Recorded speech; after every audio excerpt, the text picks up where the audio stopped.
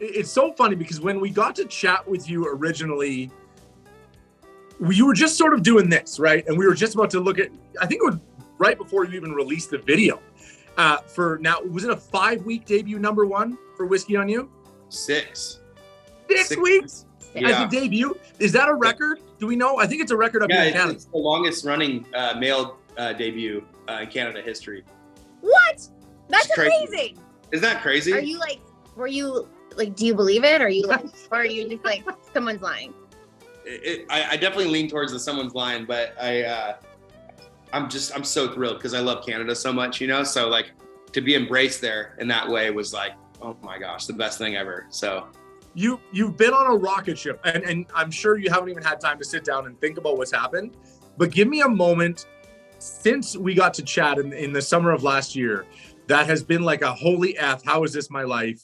Whether it's something you got to do, somebody you got to hug, somebody you got to see, something you got to witness based off of just your own popularity. What has been one of those moments that's like, holy blank, this is really happening? Honestly, and I mean this in the most non-cliche way, like every day there's something that's happening that's just like mind-blowing to me. But I did just get to play the Jimmy Fallon show, the Tonight Show, just a few weeks ago. So that was pretty crazy because my whole family got to watch that and tune in and stuff. So that was pretty nuts. And just found out that we're nominated for a CMT award, and I'm going down to the CMT awards this weekend. Like that's pretty surreal. I mean, there's a lot of things I'm just like, what is happening? So do you ever, because I feel like, and this is really cool, because in the age of social media and the age of TikTok, a lot of people have really awesome opportunities to like have a fleeting moment of fame where you have that one song that pops off and then nothing ever happens again. But it's cool because you just will always exist in the world of music. But for you, I feel like you had a moment that like could have been fleeting with Whiskey on You. And then suddenly, sorry, someone continues to try to log into our Zoom. And then suddenly you've just like taken off and your option to be a fleeting moment is gone. Like you just are now. Like that's so cool. Wow, that's really really sweet to hear. That's amazing.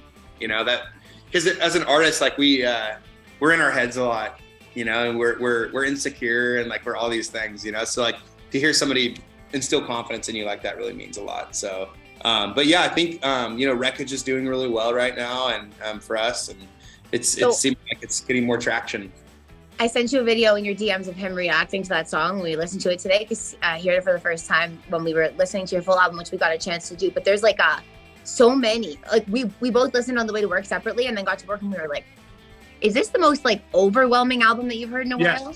Because so I just want to say, I know I'm being annoying with like my very specific things, but I'm trying to remember what the song's called. The song Name Storms After is so smart. Because for women, whether you're single or in a committed relationship, you are driving going, I am the woman that gets storms named after her. I'm amazing. And you can relate to it no matter where you are in life. And then it also relates to a bunch of dudes who are like, yeah, my wife or my girlfriend is badass. Like I'm in on this. Or like, oh, I dated a girl like that once, you know, I miss her. I don't know. But like, it's just... It's so cool how you can hit all angles where a lot of songs just gravitate towards one particular group of people, you know? It's awesome. I love that. It could be interpreted so many different, it could be a breakup song, it could be sex, you know, gosh, man, that girl like stormed, you know, whatever. So it's got those multifaceted things, and you know, I try to pick the right songs, you know. So good. So here's the thing, Josie mentioned it, and when we get to do these, we're very blessed to be able to hear full albums before most people can. And usually she'll pick a favorite, I'll pick a favorite. Right now, my favorite list has about 6 songs. Yeah. And it just keeps growing every time. We've been disappointed by albums in the last few years where you're like, I wanted it to be better. Yours is the exact opposite. There's so many good I ones. can't believe how incredible this album is from 1 to 20. I can't listen to this enough. It's incredible. Greg, seriously, man. So can I talk a little bit about where do I start? There's a list of all I want to go to the one that I wrote down first. Tell me about Better Boy, because that to me was my initial floor me moment from the album. Whoa, I love that song, man. I love it too. That's an Outside song. So that's a song that was written by Hardy and Taylor Phillips. And he loves Hardy, so he's just happy that he recognized it. Hardy's great. He's great. And recently got to write with him and stuff, and he's incredible. So, but yeah, that one got sent to me. I got like a really like crappy little work tape where they were sitting, him and Taylor were sitting by the bus, and you could hear them like hum. So you can barely hear the song, but I'm like, I'm feeling so emotional and so connected to it, and like also like that song really is me preaching to myself first, you know, before others and stuff. So I just felt like just a really deep emotional connection to it, and I was like, is there any way I can sing this song? And I said, yeah. And I was like, wow, man. Well, you sing the hell out of it, Yeah, by the way. it's amazing. I like to make predictions about which way a song's gonna go when I just see the title before I listen to it. And I thought that as soon as you started singing, it was gonna go in a way where like the dad is at the front porch being like, she gotta be home by 9, you better do that, boy. And then it was kind of, it wasn't close, but it was, I thought that that's where I was gonna go. And then it went way better than I even predicted. It's just so good. Like the bridge where it goes into the, she ain't the one that you wanna let go. You know, take it from a heart she broke, like kind of takes the song to a whole new level. You realize she's gone because I wasn't a better, you know what I mean? Like, so that's what I love about country is it's honest, you know? And people have done the whole like better man thing, but I feel like the slight little change in just better boy is like, it just hits you. It's so strategic when you just change one word and then everything changes about it and it just becomes way more memorable. It's just so cool. I play that song acoustic, just me and a guitar live. That's how we do it every time. We don't do it full band. We just do it, just keep it real, you know? So great. There's a song called Raised Up. Give me a core value that you were raised up on, like a Smith family value or words to live by that is just you carry that with you. If that's even your real last name. Is it really? I don't know. It is. We'll it really never know. is. My first name's Nathaniel, though. That's the truth. Oh, I like that name. It's on my list of names for future sons. Hey. Anyway, keep going. Nathaniel, that's so sweet. My mom, she got me and my brother and sister into church and stuff. So going to church every Sunday, getting in trouble, trying to shut us up with Werther's candies, all that kind of stuff.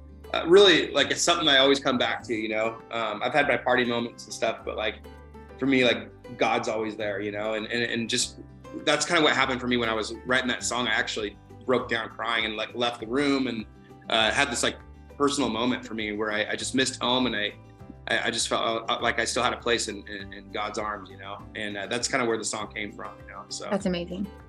Yeah, we talked about it a little bit, but I feel like we brushed past this transformational moment I had today listening. You released the live version of Wreckage on Instagram and you put that up. Yeah. Tell us about Wreckage, because that song is going to be, that might be a 7-week #1 for you. Like that is, it's an incredible song. So song. good. Yeah. Thank you so much. Sorry, you're like, hey guys, I get it. You like my song. Yeah, relax. No, it's sometimes it's hard to explain your songs because like you just,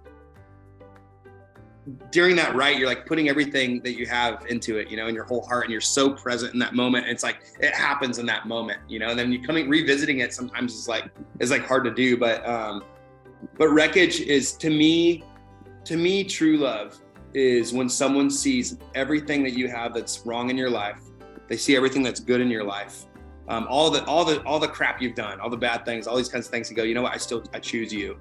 I choose you through that, and I see your faults, and I love you anyways. Like that to me is true love, and like that's what the song encompasses to me, you know.